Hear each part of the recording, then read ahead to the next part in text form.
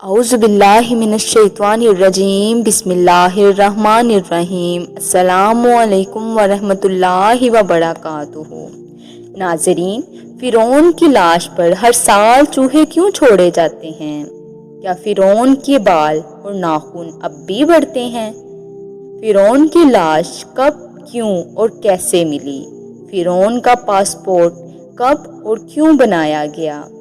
کیا یہ بات درست ہے کہ فرعون کی لاش مصر کے ایک میوزیم میں رکھی ہوئی ہے؟ کیا اب بھی وہ لاش ہے یا ممی ہے؟ کیا اللہ رب العزت نے قرآن کریم میں ارشاد فرمایا کہ اس کی لاش قیامت تک رکھی جائے گی؟ اس حوالے سے عیسائیوں اور یہودیوں کا کیا عقیدہ ہے اور مسلمانوں کا کیا عقیدہ ہے؟ یہی ہماری آج کی ویڈیو کا موضوع ہوگا، اور آج ہم آپ کو فرعون کے غرق ہونے اور اس کی لاش کے بارے میں حیران کن حقائق بتائیں گے۔ ناظرین، ویڈیو کے آگے بڑھنے سے پہلے اگر آپ ہمارے چینل پر نئے ہیں تو برائے مہربانی ہمارے چینل اسلام اور یقین 786 کو سبسکرائب کر لیں اور ساتھ لگے بیل کے آئیکن کو پریس کر لیں تاکہ آئندہ آنے والی تمام معلوماتی، تحقیقی اور اسلامی ویڈیوز سب سے پہلے آپ تک پہنچ سکیں۔ ناظرین، سال 1891 سے پہلے اس دنیا کا کوئی انسان نہیں جانتا تھا کہ خدائی کا دعویٰ کرنے والا فرعون کی لاشوں کا کیا ہوا تھا، یا ان کی باقیات کہاں ہے بھی یا نہیں۔ تمام آسمانی کتابوں میں اس واقعے کا ذکر تفصیل سے ملتا ہے۔ اللہ کے پیغمبر حضرت موسیٰ علیہ السلام اور بنی اسرائیل کی قوم کا پیچھا کرتا ہوا فرعون پانی میں غرق ہو کر اپنی فوج سمیت مر گیا۔ حضرت موسیٰ علیہ السلام اور ان کی قوم کو اللہ کے حکم سے پانی سے گزرنے کا رستہ دیا گیا تھا، مگر اس کے بعد اس کا کیا ہوا تھا، اس کا کسی بھی کتاب میں نہیں لکھا ہوا، مگر قرآن کریم فرقان الحمید نے اس کے بارے میں بہت ہی عجیب بات لکھی گئی تھی جس کی کسی کو سمجھ نہیں تھی۔ قرآن پاک کی سورہ یونس آیات نمبر 92 میں اللہ رب العزت ارشاد فرماتے ہیں، سو آج ہم تیری لاش کو نجات دیں گے تاکہ تو ان کے لیے نشان عبرت بنے جو تیرے بعد ہیں، اور حقیقت یہ ہے کہ بہت سے آدمی ہماری نشانیوں سے غافل ہیں۔ ناظرین، یہ واقعہ آج سے 3500 سال پہلے پیش آیا تھا۔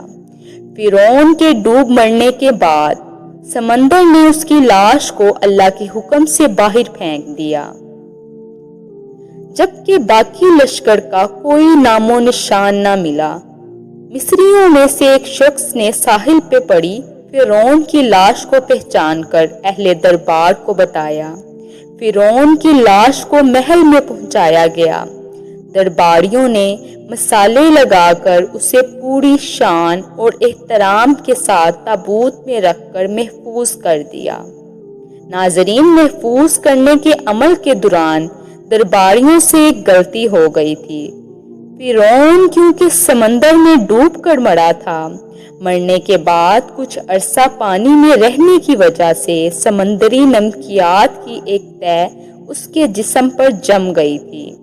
مصریوں نے اس کی لاش پر نمکیات کی وہ تہ اسی طرح رہنے دی اور فرعون کو اسی طرح حنوط کر دیا۔ وقت گزرتا رہا، زمین و آسمان میں بہت سے انقلاب دیکھے جن کی گرد کے نیچے سب کچھ چھپ گیا، حتیٰ کہ فرعونوں کی حنوط شدہ لاشیں زمین کی تہ میں گم ہو گئی۔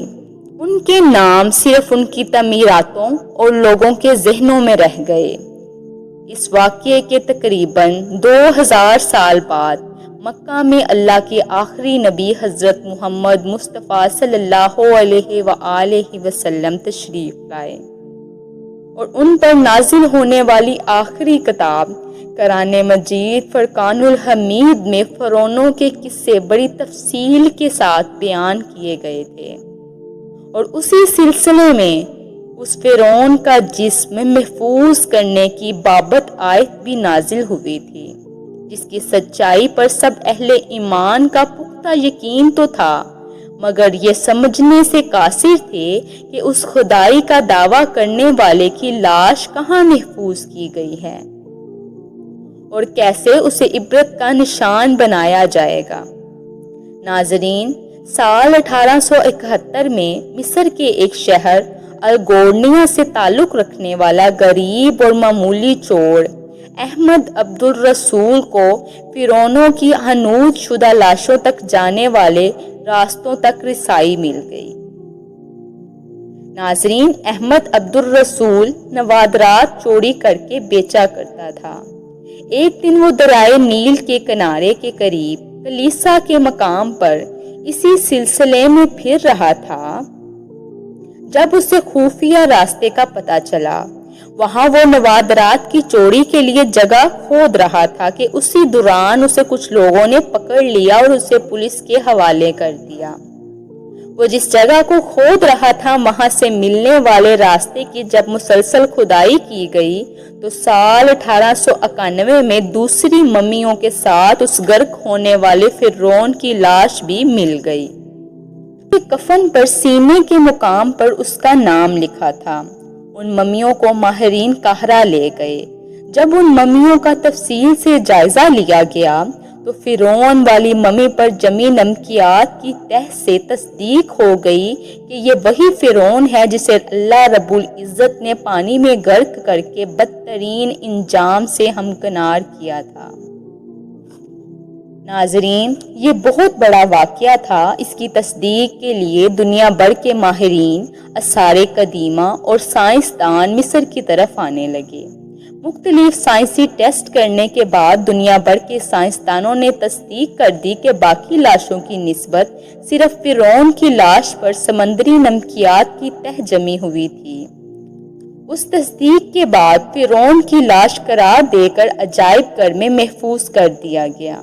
سال 1982 میں فرعون کی ممی خراب ہونے لگی تو اس وقت کے مصری حکومت نے فرانس کی حکومت سے درخواست کی کہ فرعون کی ممی کو خراب ہونے سے بچایا جائے۔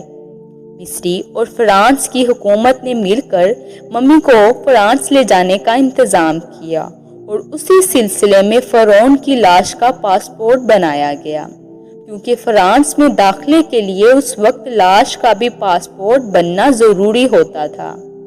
ناظرین، کہا جاتا ہے کہ جب فرعون کی لاش کو فرانس پہنچایا گیا تو اس دور کے فرانسیسی صدر نے بذات خود اعلیٰ عہدیداروں اور فوج کی افسران کے ساتھ استقبال کیا۔ اس دور میں فرعون کا استقبال کسی زندہ عظیم بادشاہ کی طرح کیا گیا۔ فوجی دستوں نے سلامی دی اور فرعون کی ممی کو ماہر ڈاکٹروں کے حوالے کیا گیا۔ ڈاکٹروں کی اس ٹیم کی سربراہی ڈاکٹر مورس نے کی۔ مائکروسکوپ کے ساتھ فرعون کے تمام اعضاء کو باریک بینی سے دیکھا گیا تو معلوم ہوا کہ سمندری ریت کی تہ ابھی بھی فرعون کے جسم پر موجود ہے اور اس کی لاش کا گوشت ہر روز تازہ ہوتا ہے اور بڑھتا ہے۔ ناظرین، ایک بادشاہ کی موت پانی میں ڈوبنے کی وجہ سے ہوئی تو یہ بات ڈاکٹر مورس کے لیے حیران کن تھی۔ اس نے اس واقعے پر مزید تحقیق کی تو اسے معلوم ہوا کہ اس بادشاہ کی موت کے حالات کے بارے میں مسلمانوں کے نبی حضرت محمد صلی اللہ علیہ وآلہ وسلم پر اترنے والی کتاب قرآن مجید فرقان الحمید میں 1400 سال پہلے بتایا گیا ہے۔ اسے معلوم تھا کہ جہاں سے یہ لاش ملی ہے وہ ایک اسلامی ملک ہے۔ تجسس کے ہاتھوں مجبور ہو کے وہ مصر پہنچا۔ وہ ایک سائنسدان تھا۔ اس نے اس معاملے میں مصر کے ایک سائنسدان سے ملاقات کی۔ اس سائنسدان نے قرآن پاک فرقان الحمید کو کھول کر اسے سورہ یونس کی آیت 90 سے 92 کا ترجمہ لفظ با لفظ سنایا۔ فرعون کا خدائی کا دعویٰ، اس کا پانی میں ڈوب کر مرنا اور پھر پانی سے نکل کر اس کی لاش کا حنوط ہو جانا اور پھر دوبارہ لاش کا ملنا اور پھر اس لاش کو جدید سائنسی دور میں دوبارہ محفوظ کیا جانا، سب کا اشارہ ایک جانب تھا اور بہت واضح تھا۔ ناظرین، یہ اللہ رب العزت کی شان اور مرتبہ ہے کہ اس نے فرعون، جس نے خدائی کا دعویٰ کیا اور اس پروردگار کے مقابلے میں آیا، اس کی لاش کو قیامت تک نشان عبرت بنا دیا۔ ناظرین، فرعون وہ واحد شخص ہے جس کا گوشت تر و تازہ ہے، لگتا ہے کہ ابھی کسی نے اس کو سلوایا ہے۔ اس کے بال اور ناخن بڑھتے ہیں، بلکہ ہر سال 15 مارچ کو اسے میوزیم میں رکھے ہوئے چوہے اس پر چھوڑے جاتے ہیں۔ وہ اس کا بڑا ہوا گوشت کھا جاتے ہیں اور پھر اس کی ڈریسنگ کی جاتی ہے اور پھر اس کو دوبارہ شیشے میں رکھ دیا جاتا ہے۔ ناظرین، فرعون کی لاش کے بال بالکل صحیح، اس کی آنکھیں بالکل صحیح، وہ لگتا نہیں کہ وہ ممی ہے، وہ بھی 3500 سال پرانی ممی۔ ناظرین، ممی اور لاش میں فرق ہوتا ہے، ایسا لگتا ہے کہ یہ نئی اور تازہ لاش ہے۔ موسیٰ علیہ السلام اور ہمارے آخری نبی امام الانبیاء جناب حضرت محمد صلی اللہ علیہ وآلہ وسلم کے درمیان 2000 سال کا فرق ہے۔ ایک دن موسیٰ علیہ السلام نے پوچھا، اے پروردگار عالم، تو فرعون کو اتنی مہلت کیوں دیتا ہے؟ وہ تو کہتا ہے کہ میں خدا ہوں۔ تو اللہ رب العزت نے ارشاد فرمایا کہ وہ کمبخت اپنی رایا میں عدل کرتا ہے، اس لیے میں اس کو مہلت دیتا رہا۔ جب اس نے ظلم کیا تو پھر وہ پکڑ میں آ گیا۔ ناظرین، فرعون کی لاش کے حوالے سے عیسائیوں اور یہودیوں کا یہ عقیدہ ہے کہ فرعون پانی میں غرق ہو کر ہلاک نہیں ہوا تھا، بلکہ وہ اس وقت بچ گیا تھا اور بعد میں طبی موت مرا۔ اور قرآن مجید کی آیت کے مطابق مسلمانوں کا یہ عقیدہ ہے کہ فرعون کو اللہ رب العزت نے پانی میں غرق کر کے قیامت تک اس کی لاش کو نشان عبرت بنا دیا۔ ناظرین، فرعون کی ممی نہیں بلکہ لاش ہے۔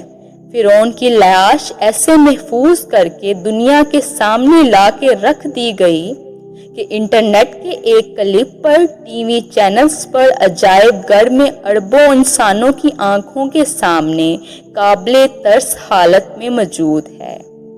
عبرت کے لیے، سوچنے کے لیے کہ عبادت کے لائق اور ہمیشہ رہنے والا وہی ہے جو سب کا خالق و مالک ہے۔ ڈاکٹر مورس نے آیت کا ترجمہ سنا تو اسی وقت پکار اٹھا، اللہ سچا ہے، قرآن سچا ہے اور اللہ کا نبی امام الانبیاء حضرت محمد صلی اللہ علیہ وآلہ وسلم سچے ہیں۔ کلمہ پڑھا اور مسلمان ہو گیا۔ ناظرین، اسی امید کے ساتھ اجازت دیجیے کہ آپ کو ہماری ویڈیو پسند آئی ہوگی۔ ملتے ہیں نئی تاریخی، تحقیقی اور معلوماتی ویڈیو کے ساتھ۔ دیکھتے رہیں اسلام اور یقین 786۔ اللہ رب العزت آپ سب کا حامی و ناصر ہو۔